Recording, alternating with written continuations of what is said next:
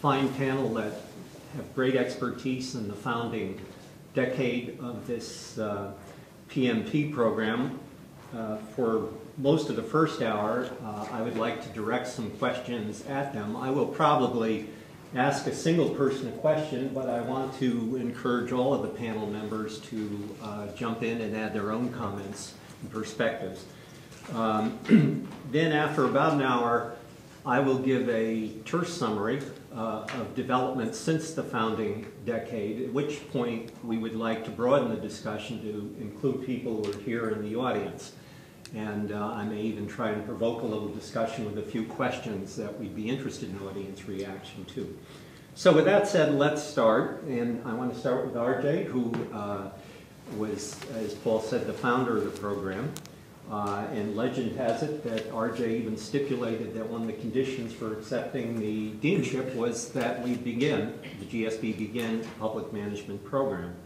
So I'd be interested in Arjay's views for the sake of this oral history project on why he was interested in establishing a public management program, what in his experience thought that managers who did not have such exposure would be not fully capable of performing their jobs in the future.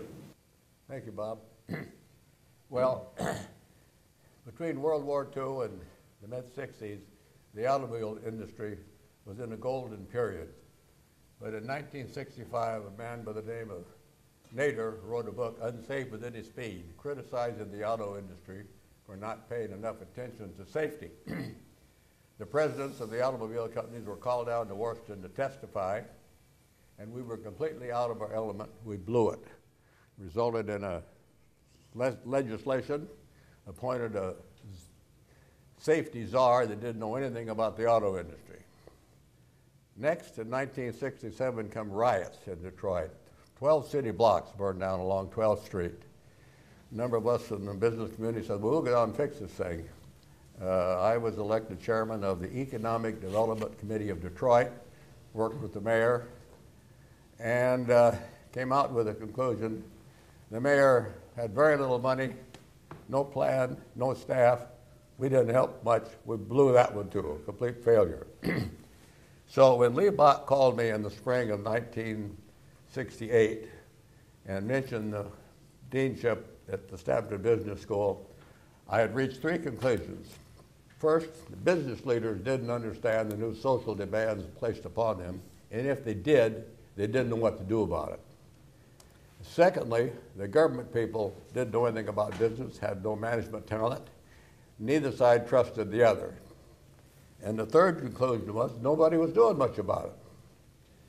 I thought it was a long-range problem and probably needed to be corrected back in the educational system. And the best place to do that would be in the schools of business.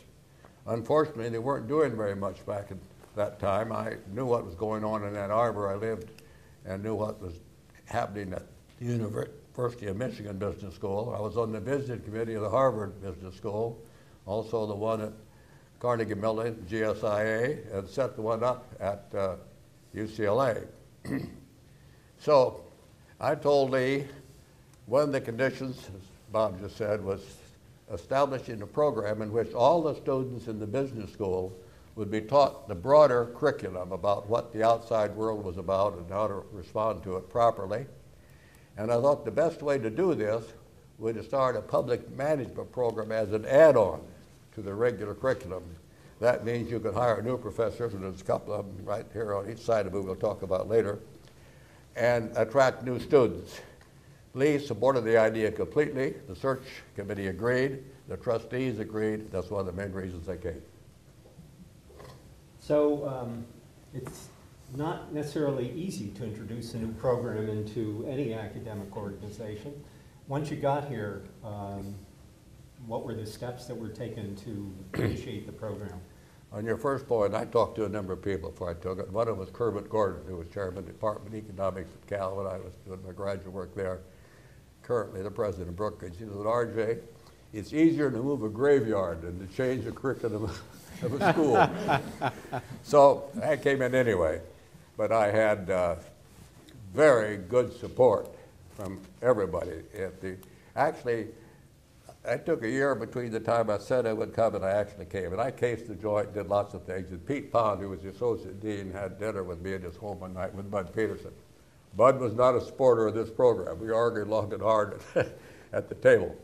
But they wanted to give the new boy on the block, I guess, a honeymoon period. And we just rolled over them. And nobody had a chance to ever, you know, we did such a good job hiring outstanding faculty and enthusiastic students, and it just took off. It was very encouraging to see the support of the faculty. Half of the curriculum was changed within 5 years, and new courses were added. So I next, as RJ just mentioned, part of the success of the program was getting new faculty, probably faculty who would not normally have appeared in business school. So I'd like to ask first Harry and then Alan, what were the considerations that went through their heads when they thought about moving into a business school after long records of distinguished public sector service? My experience in some ways parallel to what RJ has just said. I was assistant director of what was then the Bureau of the Budget. It's now Office of Management and Budget, when all of these bad things were happening in our society. And I was approached by the board of the RAND Corporation to become the president of RAND. And I said one condition, that RAND, which a very distinguished record in many fields, but it was essentially a defense-oriented organization. And I said, condition is that RAND move into working on domestic social problems. They agreed. And indeed, we did get quite a lot started. Well, in due course, the opportunity, RJ, to come here, which I chose to do because of the public management program. So that was really what I had devoted myself to in a way from a different institutional base at RAND. And this is a big move. I mean, a big move for a business school to do this sort of thing. And so it's a really terrific opportunity. So that's what I did. Alan? Well, I thought it was an important idea, and I still do, to develop people for management in the public sector. I had the good fortune at the Pentagon to create and lead an office. Then we called it the Systems Analysis Office. Now it's called Program Analysis and Evaluation, or it's even morphed one more time. And I was working for an MBA, that is Bob McNamara, and I had some really excellent young people working for me who were MBAs from Harvard or Stanford. And so the idea really appealed to me, and I was persuaded we just needed to have people with these disciplines working in the public sector. And so I was very happy to be a part of it. So, Bob, there's an intervening year here. Can I address that? So clearly, the addition of Harry and Alan brought, depth and credibility early on to the program. But there was that transformational year where just after RJ had come, made it very clear this was a high priority for him, and he had the genius to appoint Gene Webb and Chuck Holloway to be the interim directors here. And Gene was a force unto himself. He was in organizational behavior. He was a guy who was very creative. If you were trying to solve a problem, he would reframe the problem, and that whatever group he was with would come up with 5 new options they never considered before. And Chuck, who I hope will join us before we're through, was the great decision scientist, pragmatic, stalwart, very much involved in kind of implementation, and the two worked beautifully together. And I think that when I look at, this was not just incremental change for the business school. This was an innovative change.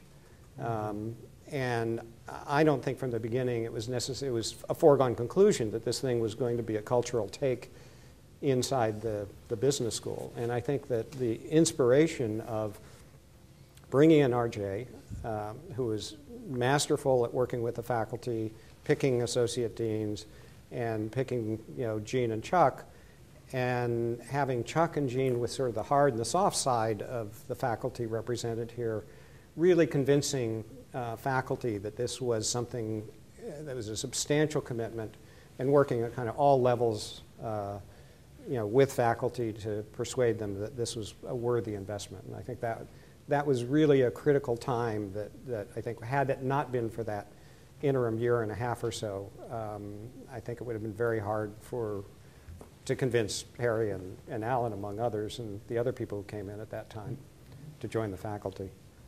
So, starting this program, it would seem, was not just a matter of getting some terrific faculty who you would not normally expect to find in business schools, but also getting some students that were typical business student types. Right. How did we go about getting the people who became our public management students? So there was a good deal of publicity. We were the only business school that was seriously undertaking this model of trying to combine public and private management. And this was a period of great appeal. I mean, you put the context of this. Here was the Vietnam War. Harry will cringe at the fact that it was the Pentagon Papers release. People were coming in with an activist notion about dealing with issues, and they were very outspoken. And this program, I think, represented to students an opportunity to approach public policy and public management issues in a distinctive way, as opposed to the traditional public policy schools.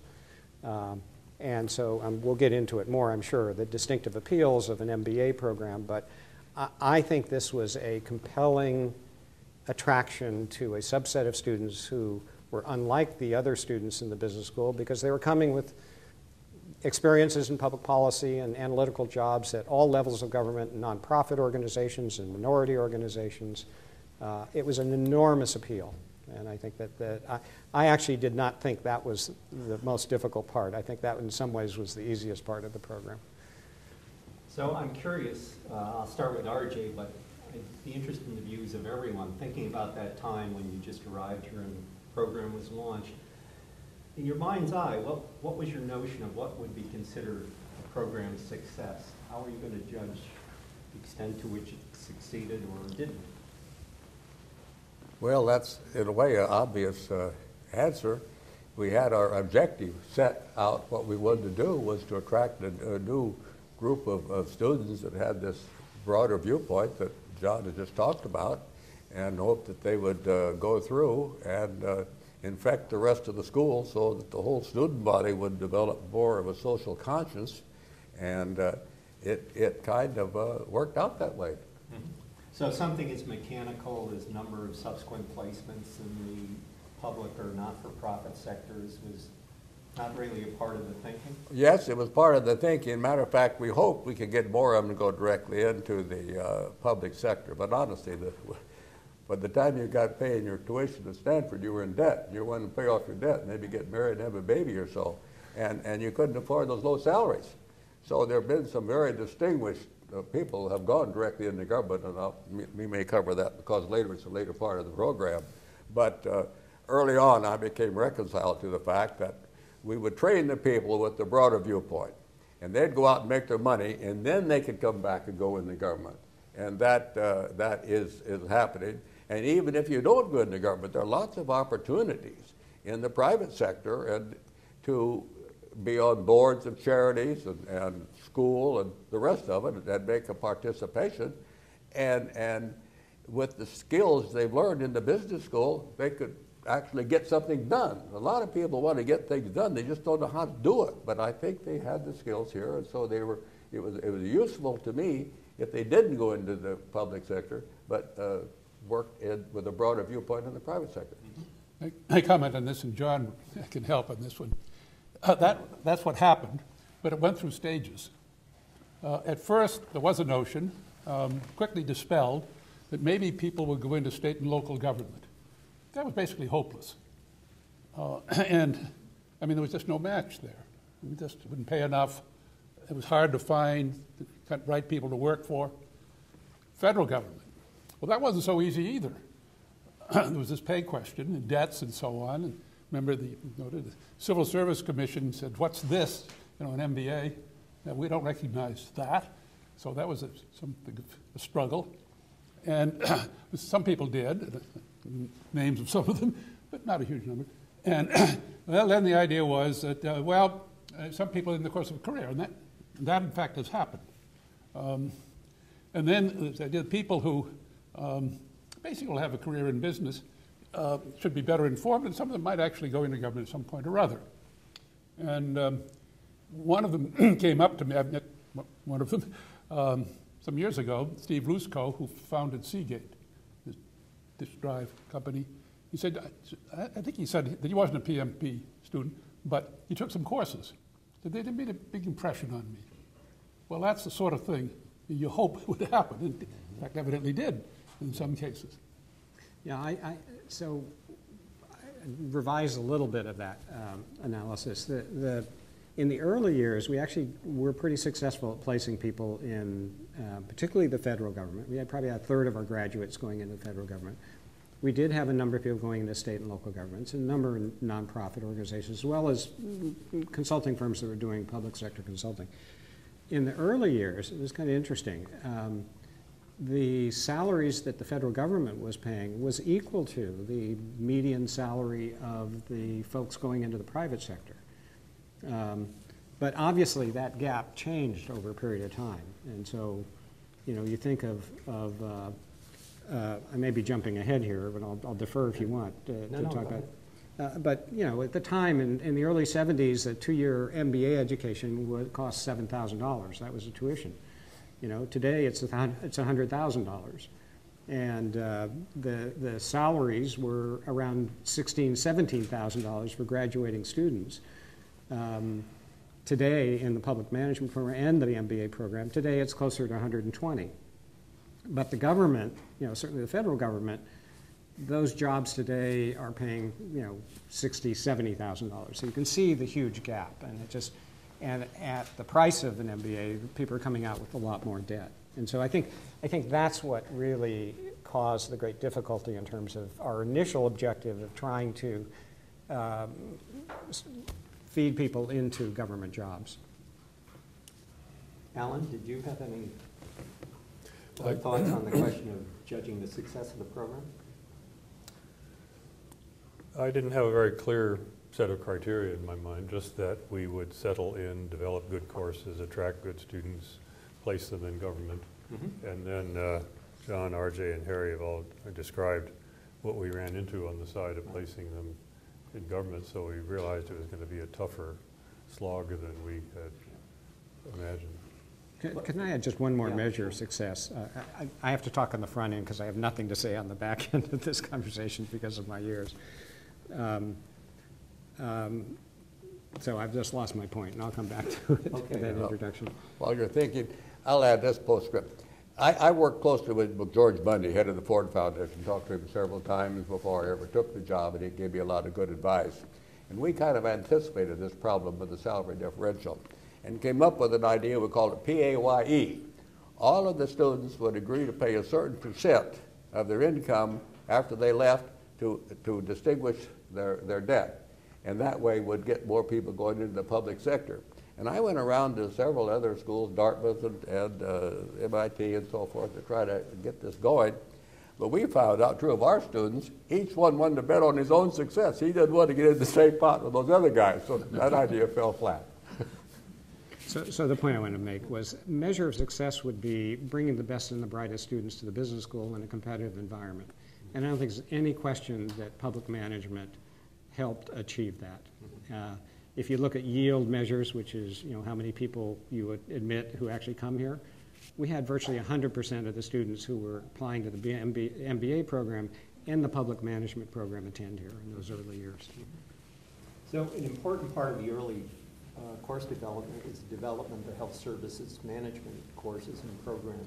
Could you tell us a bit about the motivation there and how it came about? Well, I had been on the board of directors of Georgetown University and on the medical center committee, and we'd studied the future of medicine and decided the track we were on was unsustainable. Even this is back around 1970, and so we created Georgetown University Community Health Plan. Then when I went to Litton Industries, I stumbled into being president of Litton Medical Products, sort of a multinational medical technology company, and I was elected to the Institute of Medicine of the National Academy of Sciences, which is kind of a board of distinguished authorities, and just became more convinced that this was going to be a huge problem, and also that MBAs could play an important role in fixing it, because a key problem in healthcare has been and remains there's no organization and management, no cost consciousness, no ability to measure your results and feed that back into decisions for how to improve it and so forth. So it just seemed to me to be a logical fit, and one of the things I tried to do with some success was to attract students, including young physicians who had a taste and a talent for management, to come and get an MBA and then try to apply what they learned here to medical care. Let me fill in a little instant background there. Going back even further, while I was at Ford, the job of a president is to get costs down. And we're getting costs down, we had good success, except one area, health costs. In 1966, health became the #1 cost in the company, head of steel. And we couldn't get a handle on the darn thing. I went even to Washington, talked around, and it was hopeless. So I had in mind, when I came out here, that I was going to hire the smartest guy I could find to work on the problem. And as a matter of fact, I talked to Bob McNamara, who was, a close friend of mine. We lots of time. And he said, well, the guy I want to recommend to you is Alan Enthoven. Well, Alan, he was the first, I offered it to Alan Enthoven to be the first outside full-time director of the public management program. But he said he had a staff job in Lytton, and he said, I won't take it unless I get a line job. But he said, I think you could get Harry Rowen. I said, really? They were both Rhodes Scholars and great. I said, Mike, I had a chance to get in Harry. So we got Harry, but I didn't want to give up on Alan. Harry came in '72, and in '73, I went out to Marriner Eccles. He was head of the Utah International and the Federal Reserve Board chairman, a real giant. The building is called the Eccles Building. He passed the Banking Act of 32 and 35 and told him he should endow a chair for Alan, which he did. Then I knew Alan had 6 kids and needed more money, so I went to Edgar Kaiser and I said, you need a consultant at Kaiser Permanente. And he said, yes, I do. I said, I got your guy. Alan, remember. So we took him over to introduce him to the head of Kaiser Permanente, and Alan had to catch a plane. We were sitting there. The topic of hiring a consultant never came up. And finally, I watched my clock. I said, did Edgar call you? He said, no. He said, he told me he was going to hire Alan as a consultant for 2 days a month for $25,000 a year. I said, for someone didn't know it, I just hired a consultant. So, and the next thing I did went to Bob Glazer, who was the former president here for a while at Stanford, and he was head of a foundation. I got $1 million out of him for research assistance for Alan with that package on the table. In the meantime, I had called Tex Thornton, who was head of Lytton, again, my boss in the Pentagon, and told Tex I was going to approach Alan. He laughed, said, I'll take care of that. He made Alan head of the Lytton medical system, so this even fit even better into the program. So we got Alan here, and he's done a fantastic job. I went to Alan's retirement party, and I said, Alan, we hired you to work on health management system. It's screwed up more now than when you came. He said, I agree. But if it hadn't been for the yeoman work that he did, it would be even worse. Okay, we have a nice picture of what the program was in its early days. And now I'd like to turn to some questions about how the panelists think it actually influenced the school, or the influence it had on the different populations within the school. And so, starting first with the faculty side of it, once the program was off and running, how is it accepted? How is it received by the faculty generally? Anyone can start. Well, the faculty never thought I was faculty. They saw me as a businessman dean. And I never tried to change their perception, so I'm not answering questions like that. Okay. Well, I think in the early days it was kind of an uphill climb. I can still remember in Jedicke's office, he was associate dean, putting up this chart, and well, here is accounting, finance, economics, marketing, organizational behavior. Now, how does public management fit into this? And so, as RJ had anticipated, and I guess Kermit Gordon had warned, it was hard to, it just didn't seem to fit in with the schools and the faculty's idea of, you know, how we organized, which would be by disciplines.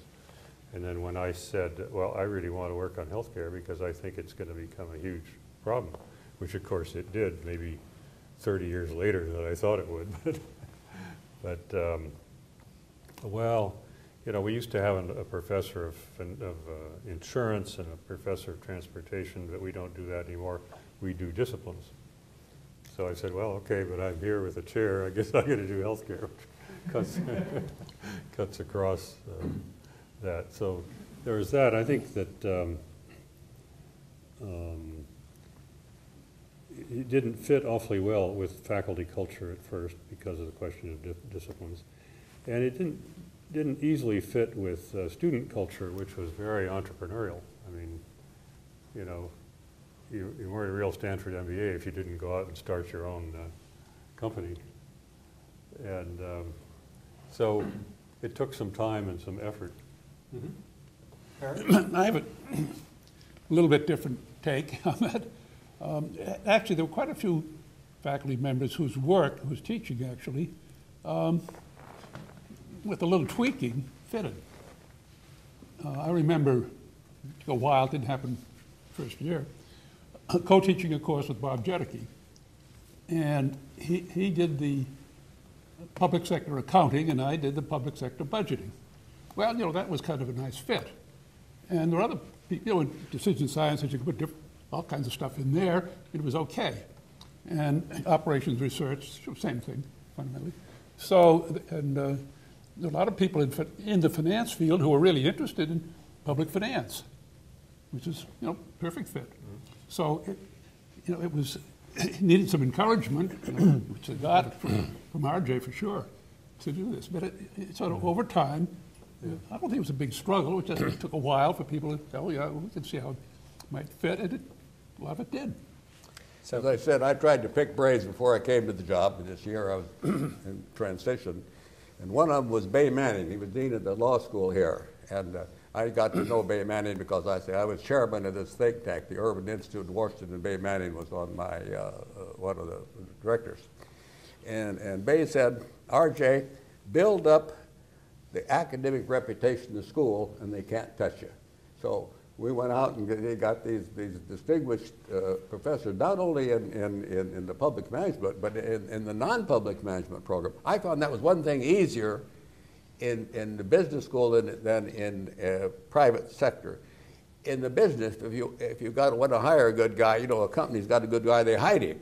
But in the academic world, they all brag about it. And when we went to hire a professor, we go to the faculty meeting and put the names of the top 3 guys in the country, and you could go get him. They didn't have the loyalty to the other school they were in that we found in business. So hiring good people across the board, we just got some very good professors.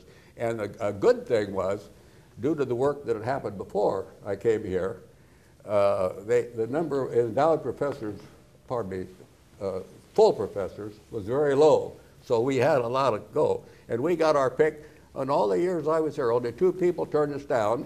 And of every 8 we hired, only 1 got promoted into the full professorship. So we gained this academic reputation around the country. In those days, all the business school deans voted, so they knew what was a good school. By the 5th year I was here, they voted Stanford #1, and the next year they voted us #1 again, but the most improved. And it got such an invidious comparison with other schools, namely Harvard, which couldn't stand this, that I got the damn voting stopped. It just was causing too much problems. I used my influence, and the dean stopped voting. The story goes more into the side case, but that's enough of it for now. But we did get the academic reputation across the board. And Lee Bach's name has to come up enough in here. Lee Bach was a dominant mind in the educational field. I would never have come here without Lee Bach. I asked Lee, if I come as dean, what are you going to do? He said, I'm going to stay. I said, with your advice, anybody could be a dean of the Stanford Business School. So John, your I'd like to sort of do a variation on Harry's idea. It seemed to me we kind of had three components here. In the very early years, there was a core curriculum here, and there were a whole bunch of important concepts. You know, public goods, externalities, market failures. I mean, those were concepts that were taught in an MBA curriculum, and they sort of fed into these issues of public and, you know, not-for-profit issues.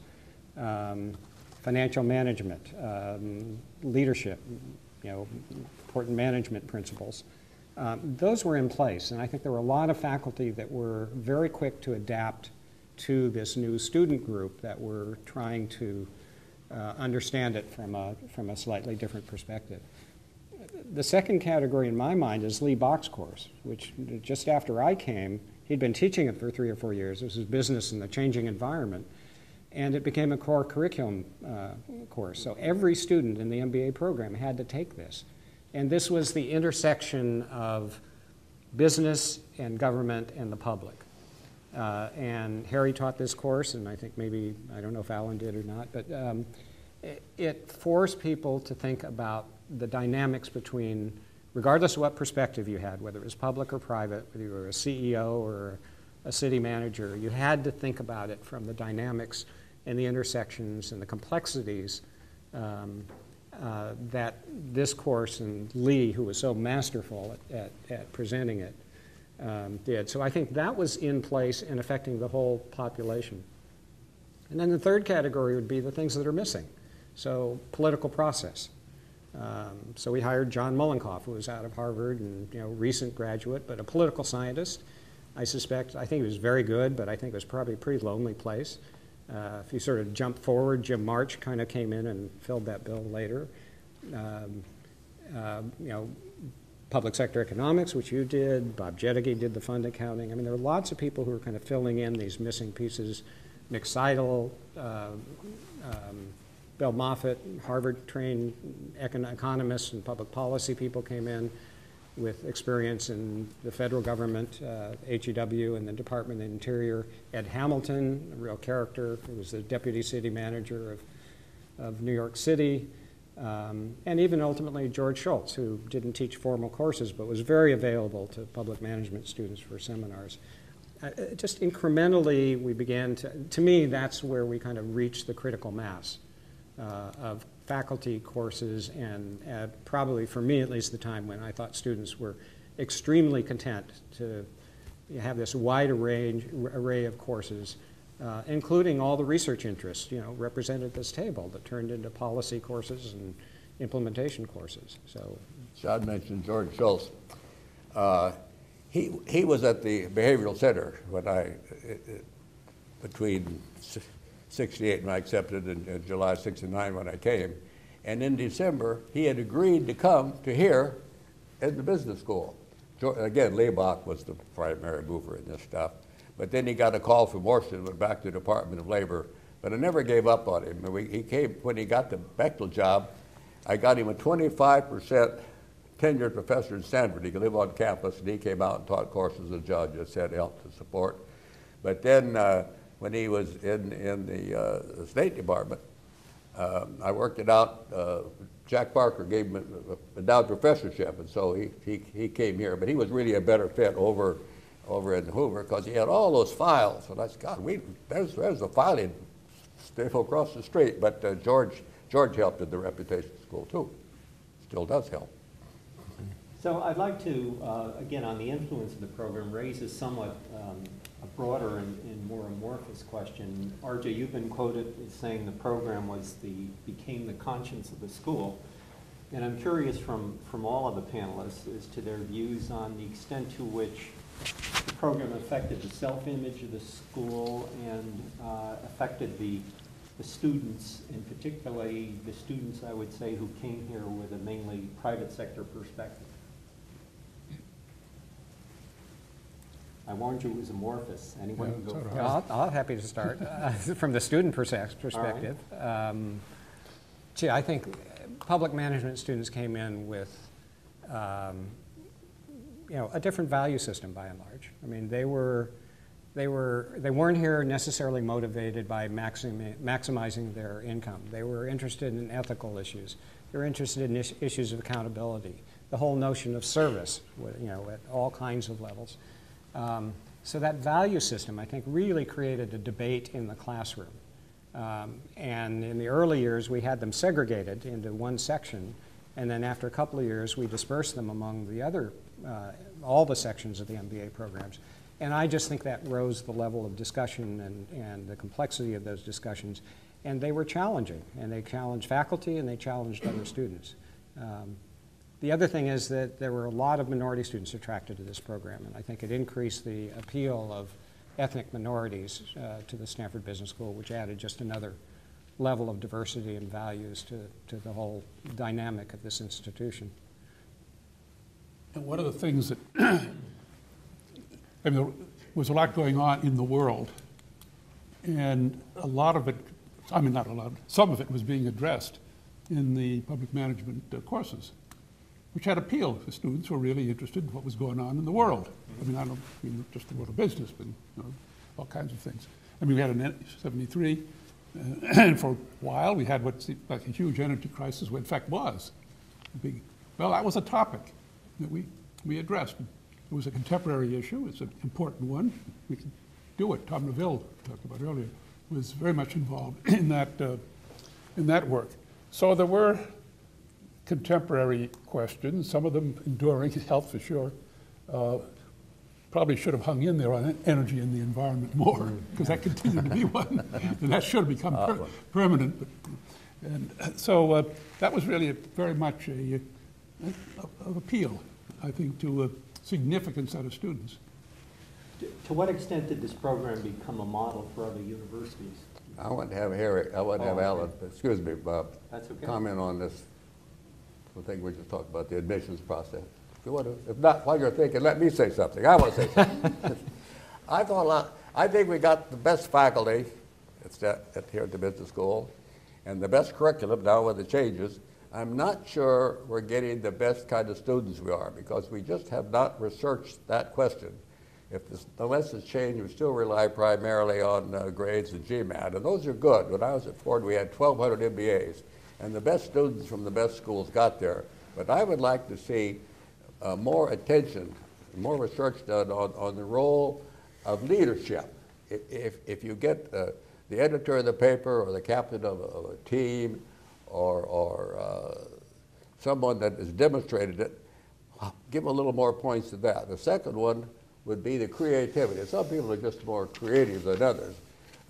You see these students that win fantastic prizes in sciences and while they're students. Well, what about that? But the one I want to stress here now is this social conscience. I think there's a string between selfish and selfless people, and we want to get more of these selfless people. Maybe Girl and Boy Scouts would be the ones. They're supposed to do good deeds. But bring it in with that attitude that people are just different on that count. The only professor got into this at all when I was here was Tom Harrell, and he used as his success measure salaries only, and he came up with the fact, that's one I remember, the taller you are, the higher your salary you got, but that was only the research. I think this could be researched, because we get so many students. We're the most selective school by far. If we could just sort out and get people that are more willing to cooperate when they get out in the big world. I don't know whether they can do it or not, but it's one uncharted research area as far as I'm concerned. Well, until this moment, I couldn't explain the discrepancy between my income and your income, but now I understand it. I changed my income when I came.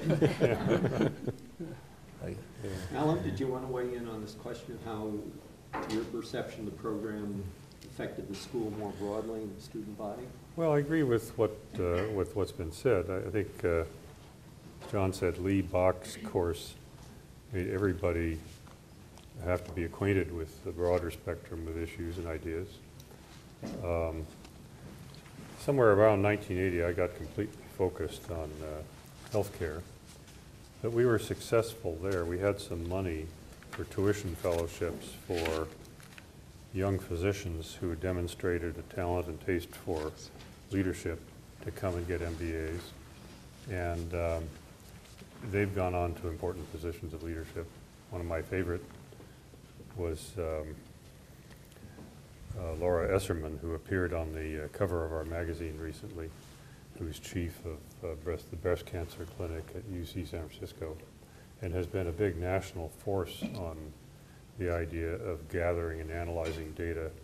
You know, there's so much more that we could know that we don't know because people don't pool their data and analyze it and so forth. But I think on the question of getting students, in that case, we used as a criterion, just demonstrated the talent and taste for it. And Laura, at the time, was chief resident in surgery at Stanford, which means you have to be somewhat of a leader already. So I do think that, you know, we moved in that direction. I think one of your your question had to do with sort of impact, and it was interesting to see. We were the first business school to combine this model in this fashion. Cornell had attempted a public and private management, but they offered a separate Master of Public Administration degree. I remember Boston University made an attempt at this, but I don't think they had the resources and the backing that certainly Stanford did. To me, one of the milestones was, 1974, 75, Yale, which had no business school or management school, came along and started talking to us and a few other places, and lo and behold, I think it was 1975, they announced a new school of management that is a school of public and private management with a 50-50 split. And I think that really set a tone for and got the attention of all the major business schools. And I think that it was very clear they looked at what we were doing very closely. And to me, that's one of the legacies. We probably will measure our success in terms of the influence of other academic institutions, and particularly, you know, great business schools. Chuck Holloway has joined us, and earlier, Chuck, we were talking, beginning with Arjay, about where the ideas for the program came from, and we sort of skipped over the implementation that you and our late colleague Gene Webb were responsible for. Could you tell us a bit about the issues that you and Gene had to face in taking Arjay's idea and making the program become a reality in the school? Well, first I want to apologize for being late. I was teaching, which is always an excuse that gets you out of trouble with these things. What I would say is the main thing that we were trying to do is keep out of Arjay's wrath, and it was clear to us that Arjay wanted this to happen, and it wasn't quite so clear to us why he picked the two of us to try to get it moving. You volunteered. Did we volunteer? I don't remember it that way, RJ. Must have been untenured. Yeah, I was untenured, so what do I know? But some of the challenges we had were getting students, and I don't know whether you talked about the fact that we had a separate admissions process early on, and we went out and we recruited students, and students who had an interest in the public sector, and it was interesting to us to see the diversity of the applications, because it was a different set of applications that we got for the MBA program. In those years, don't hold me to this, but I would say the number of women we had in the business school was what, RJ, 10% maybe?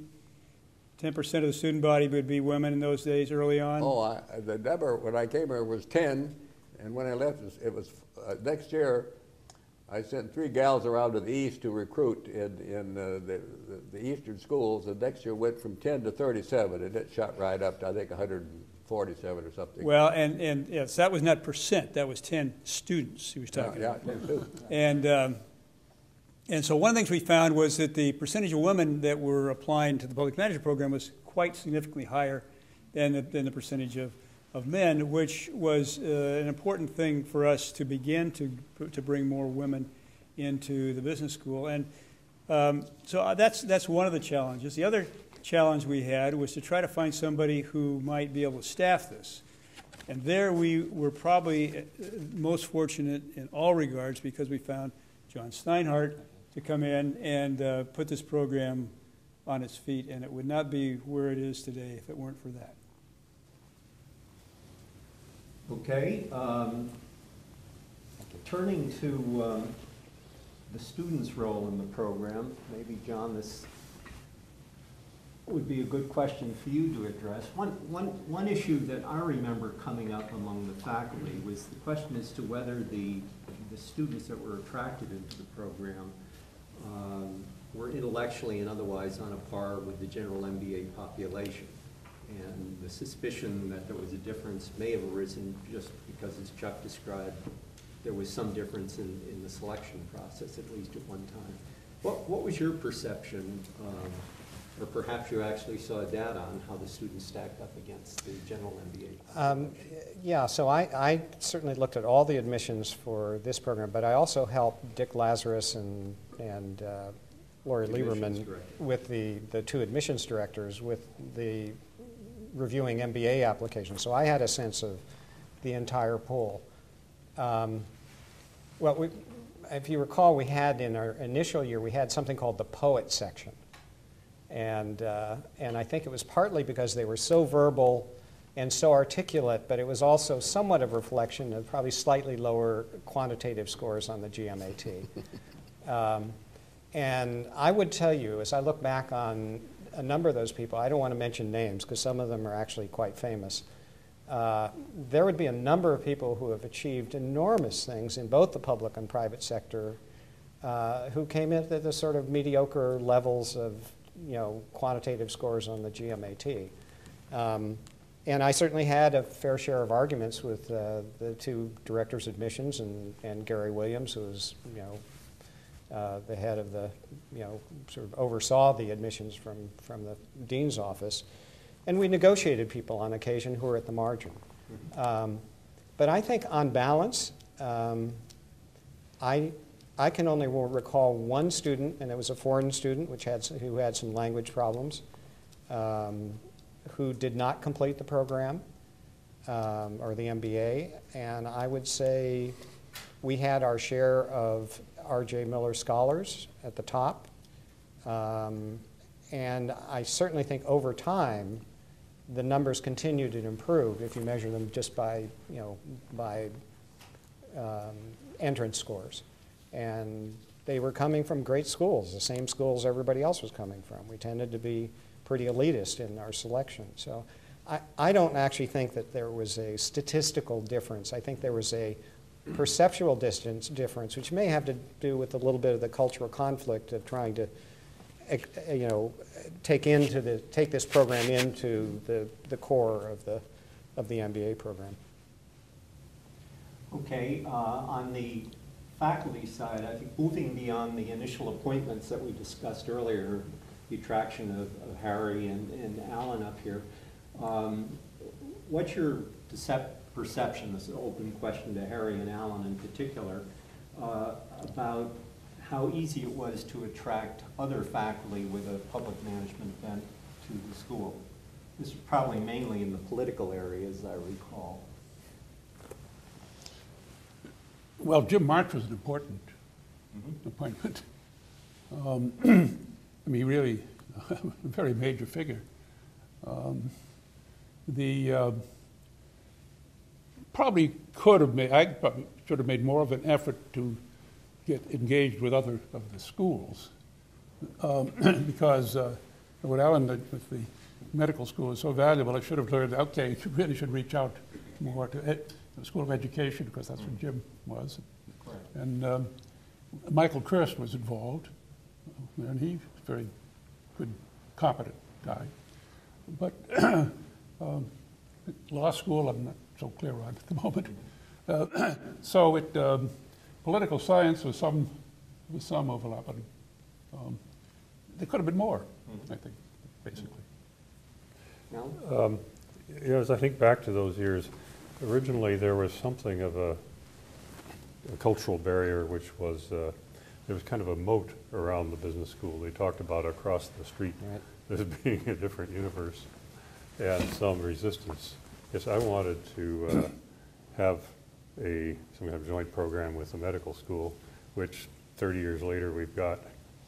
But I think there was a feeling we are so elite, we're right at the top of our business, we don't need to mess around with these other people. And, you know, finally now I think the idea has caught on more generally, and we have a joint program with the education school, which is a very important thing to do, and more interaction with engineering and with medical technology. Stefano Zinios has now got kind of a joint program going on entrepreneurship and medical technology with Paul Yock, who's a cardiologist who holds many important patents, started companies and so forth. So it just took time to get that going, but I think now we've got quite a few links with faculty elsewhere. Engineering, certainly. I think Jim Patel, with his extreme affordability.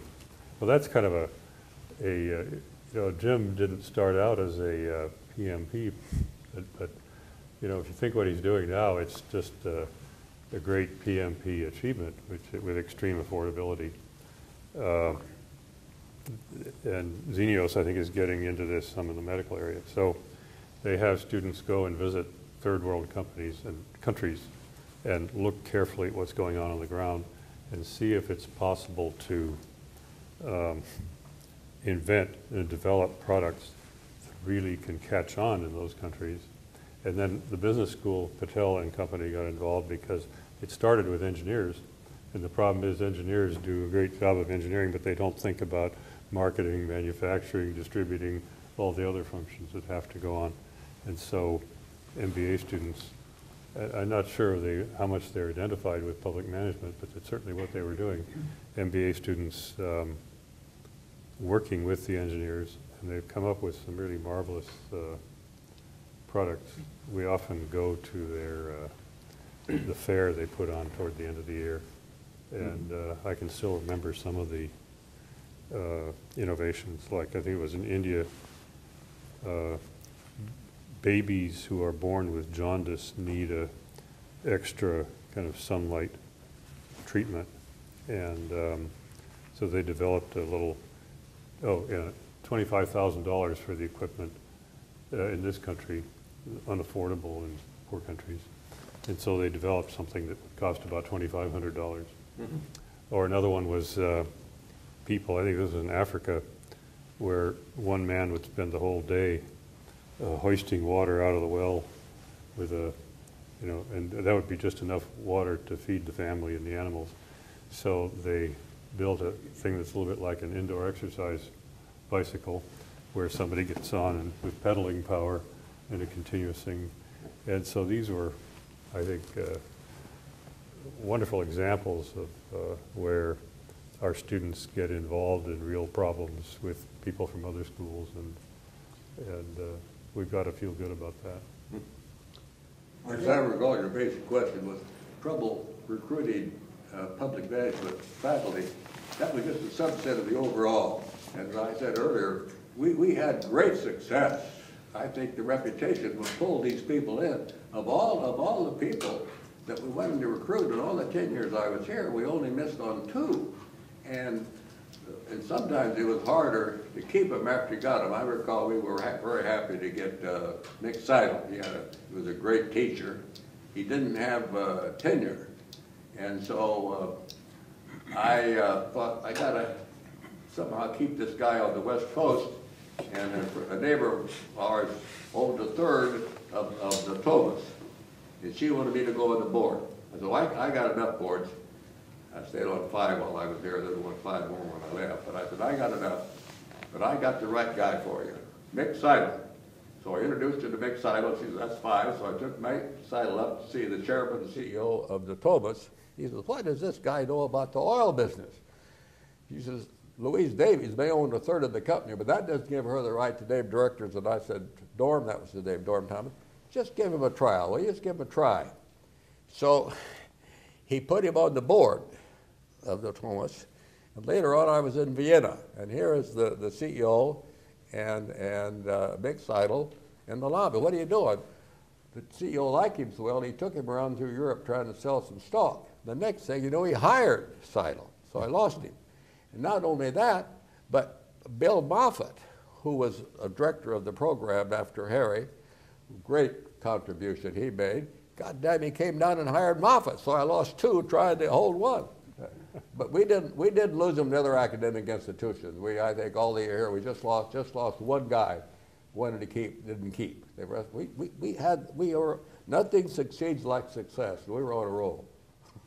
Yeah, if I could just stick in my own 2 cents on this issue of public management faculty from the perspective of about the end of the founding decade when I was involved, I thought there was an interesting conundrum. On the one hand, you needed people with political experience and with public sector management experience and political scientists to change the culture. On the other hand, from the standpoint of the public management students, they felt a certain disequilibrium, let's call it, from having a bunch of segregated courses. Their view was if the public sector is so important for everyone, there ought to be public sector stuff in everything. And to some extent, as RJ and Harry mentioned earlier, there were people in the school who had that knowledge and did it. And yet, I would say by the end of the 70s, there was still some tension there. Effectively, I think the public sector students at that time felt much the way international students do today, that if you want to do global, it shouldn't be in segregated courses, it should be integrated to all the courses. So I think what I'd like to do before we transition to the current time is ask each of the people, each of the panelists, starting with Harry and moving down the line, with the advantage, as they all have now, of 40 years perspective on this program, to say what they think the great successes are and perhaps where they think it may have fallen short. Well, I think the successes are in attracting some really outstanding students who have gone on to some really interesting careers where they have made a difference. I think that is really number one. I have a bunch of names here, which I won't go through, but I will mention one of them. He was a student I worked with some on graduation, and he was working, I think, in PA&E, or successor organization in the Pentagon. He was on the airplane that crashed into the Pentagon on 9/11. So it's really the contribution to the students. I'll mention one other because I've remained really quite close to him. Kien Pham, I think maybe some of you know. He was a Vietnamese boat person who showed up in class. I was very impressed by him, so I stayed close to him. And some years later, I was in the Pentagon, and I recruited him to go there. So he worked there for a while. He was down the hallway from the Secretary of Defense, actually pretty close on the E-ring. And after that, he was in private sector, and then he became the founding president of the Vietnam Education Foundation, which was set up by the Congress to bring Vietnamese to the United States for graduate education. He did a terrific job. I mean, really made this a first-class operation. I mean, I think that's really quite a good story.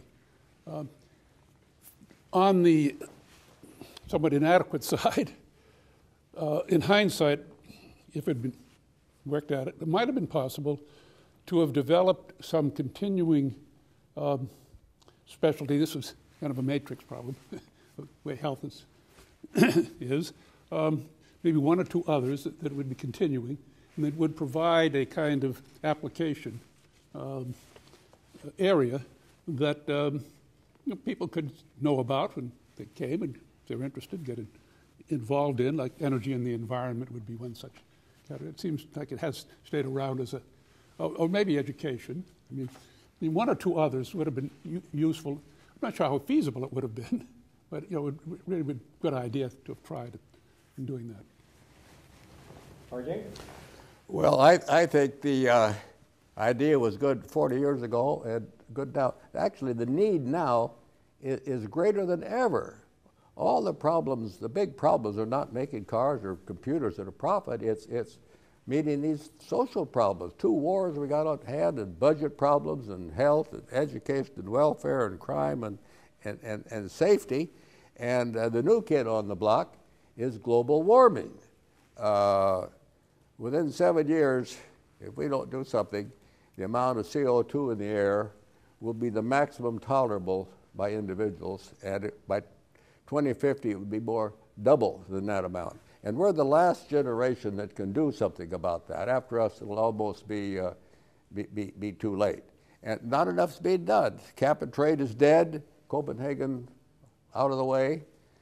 We know the principle that ought to be involved. To the maximum extent, you can rely on the private sector, and then when they can't do it, government gets in, either directly or in cooperation or hybrid organizations or incentives. But we need some more, well, social innovation. We may come into that later for a discussion.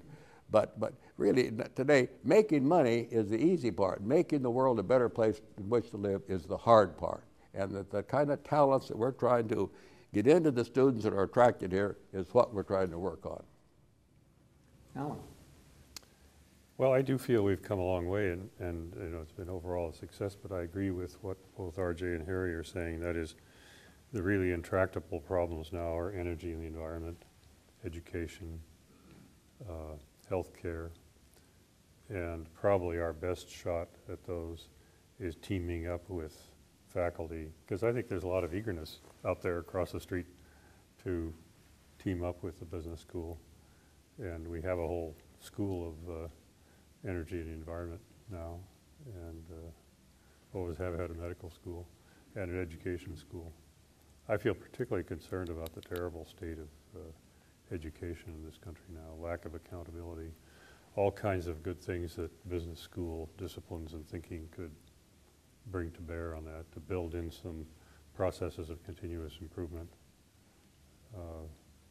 So we got in the start, but I think we got a long way to go to really change the state of affairs in those programs. John? So certainly agreeing with Harry, RJ, and Alan. My hope would be that we just have more graduates coming out of this program who are focusing on these issues. To the question of successes, sort of reiterate that I think the two great successes are, I think, the ability of this institution to influence other leading educational institutions to integrate public and private management training. And secondly, we've had to revise our notion about where graduates are going for obvious reasons, partly for financial reasons.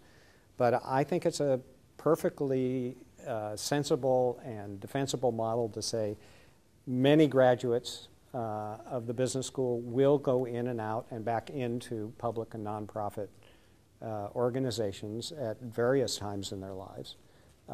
And the training and the orientation and the cognizance of these, the complexities of these problems they get in this kind of a curriculum is exactly what they need.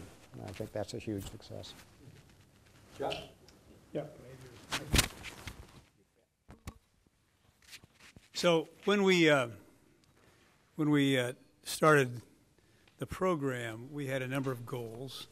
One of them was to have an impact not just on the students that came in that were labeled public management, but also on the rest of the students.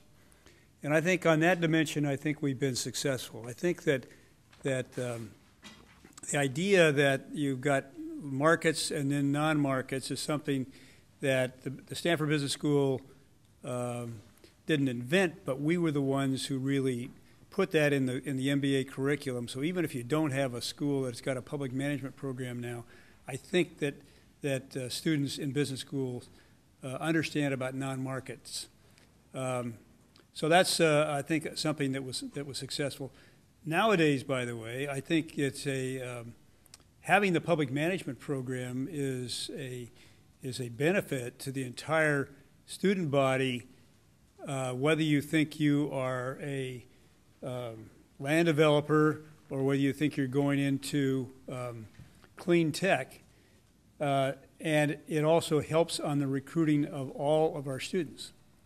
Second thing we wanted to do was we wanted to try to bring in people like Alan and Harry, Bill Moffett, Mick Seidel, to teach the students, but also to teach our faculty, and to provide a way in which we would have faculty members who are already here or who would come in, not necessarily from a public management perspective, get involved in these issues. And Bob Flanagan is a great example of that. Another great example of that is Jim Patel. Jim Patel, when I brought him down to the dean's office in probably 1983, the thing he told me, he says, I'll come down there, he says, but what I've got to tell you is I'm going to shut down the public management program. And I said, Jim, we'll talk about that. I'm not going to commit to it, but the first thing you're going to do is you're going to have at least 3 meetings with the director and all the students. And at the end of that, then we'll have a conversation. Well, by the second meeting, Patel thought that the public management program was the greatest thing that had ever been invented. It just needed his touch. And in fact, I think he was the one who came up with the public management initiative. Is that right? That's correct. And so he's an example. And Alan was talking about the great courses he teaches now, and it's all focused on the kinds of things one would hope would come out of a business school. On the failure side, anytime you do these kinds of things where you bring a new discipline, if you will, into a school, you have the most difficult time in getting traditional research going. And I think that's something that we still would like to do more of. You have people like Alan and Harry who do that. We've got a lot of other faculty who, if they would address some of the issues that Arjay mentioned, the world would be better off. So if I could just add to that, it seems to be, for most of the faculty, their typical academic careers are developing or advancing the particular discipline. Right. And so if you're an economist, the highest and best use is, coming up with some new theories for economic behavior. But in PMP, we didn't fit in with that. I don't think I ever published in an academic journal again, although I did publish in Health Affairs and other, well, if you want to call the medical journals academic, I suppose, but in refereed professional journals. But, that was outside of the normal path of the, and I'm not sure where we need to go with that, except if you want to be influential in these fields we've talked about, you have to publish in their media, if you like. The most successful articles I've ever done were published in the New England Journal of Medicine. Yep. That sort of doesn't relate to the usual business school orientation. Okay, at this point, I would like to deliver on a promise I made to Gina when we were planning this event.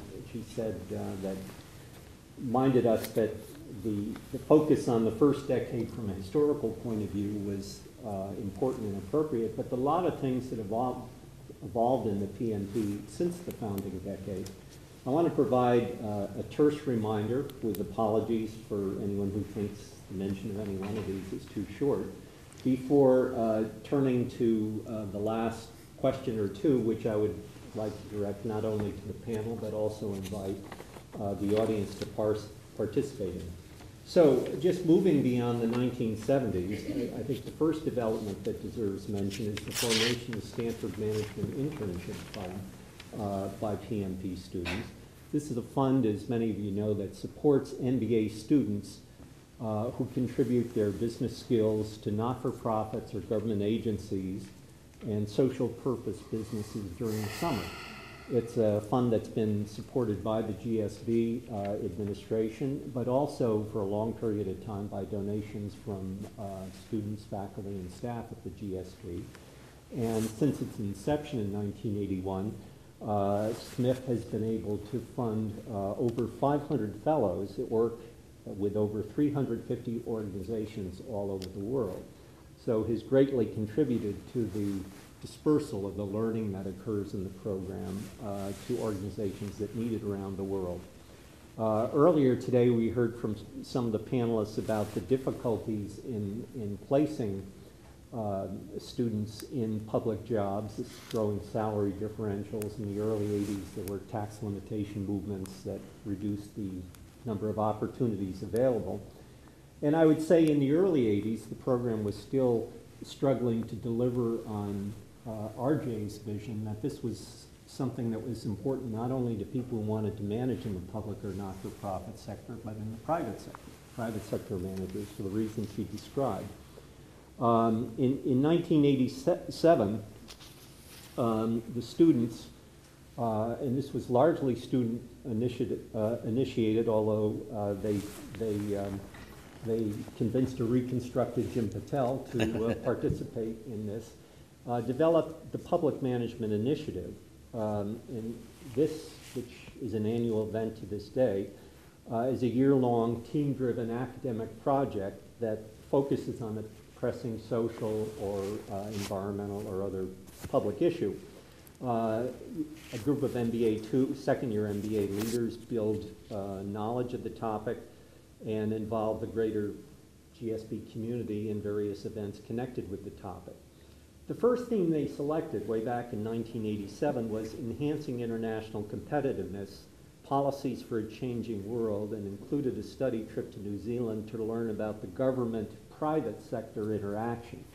I pull that out to note that it was an effort to try and demonstrate to the greater GSB community, I think, that these issues transcend the particular sectors, public or not-for-profit, and to pull more of the private sector people in. Over time, they've had an array of issues. The current one is demystifying DC. Is America governable? Certainly something every private sector manager ought to think about as well. Moving ahead 3 years, in 1990, the Conrad and von Gugelberg lecture series on the environment was developed and continues to this day.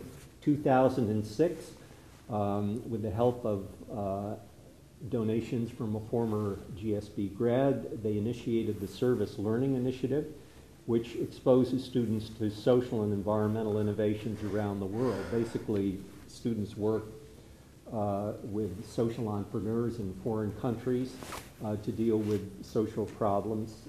They're usually involved trips of a week or longer to countries such as Guatemala, India, and South Africa. In 2009, a Social Innovation Fellowship, 3-year pilot program that enables GSB students and recent alumni with a novel idea for addressing a social problem to devote a full year to building their vision into a viable nonprofit organization. And finally, in 2010, a Venture Philanthropy Fellows Program, which engages students in hands-on learning about philanthropy and grant making. This program is operated, excuse me, in partnership with Silicon Valley Social Venture Fund, a San Francisco Bay area grant-making institution. So that's a sample of the major developments in PMP activities outside the classroom. And to give you an idea of the current involvement in the program, last year the PMP awarded 90 certificates. 55 of those certificates went to MBAs, roughly 17 to 19% of the class therefore received a certificate, but also 35 Sloan Fellows, which is 61% of the Sloan class. To receive a certificate, a student must have 16 units of PMP elective credit, and at least 8 of those units must be in the GSB, plus the student must have satisfied some practicum requirement like participating in a service learning trip. So that's my effort to bring you up to date. To finish, let me raise a couple of broad questions looking at the future and ask panelists and audience to weigh in with their thoughts of it. What do you think are the key challenges facing the PMP as you move forward, and is it well positioned to meet those challenges?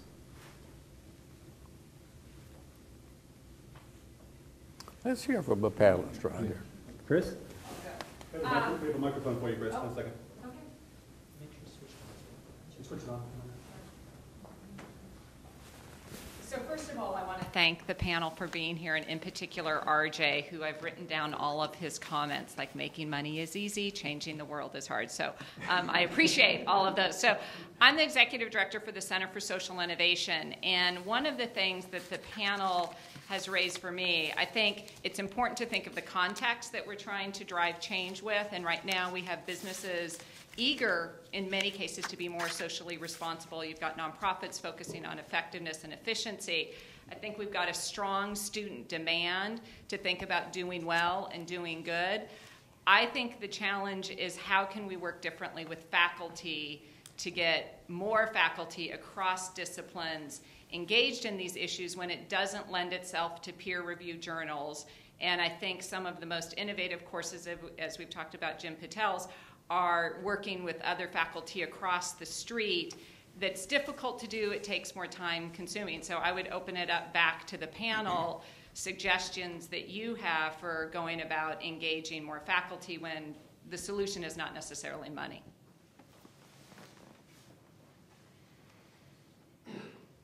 Or anybody, if they have that solution. So I would just say I think the key is to provide them access to a set of compelling problems that their disciplines might be able to inform. I'll give you an example of one set of people who have that in the OIT area, Operations, Information, and Technology at Stanford, and that is medical transplants. Turns out that we have 2 faculty members who have been working on that. Another example is security. Turns out we've got a faculty member that's working on this. Now, as you think about tenured-line faculty at universities like Stanford, at least I like to think about them in 2 phases. One is, how do I get tenure? You get tenure by putting your head down and going very deep into your discipline. And guess what? You get tenure and you wake up the next morning and you say, what's my life like? And in some cases you say, well, I can go deeper. In other cases you might say, I want to have an impact. So one of the things that I think we have to do as a school is to help faculty members who want to have an impact have access to problems that would allow them to take their disciplines and inform them. And certainly the public sector has lots of those.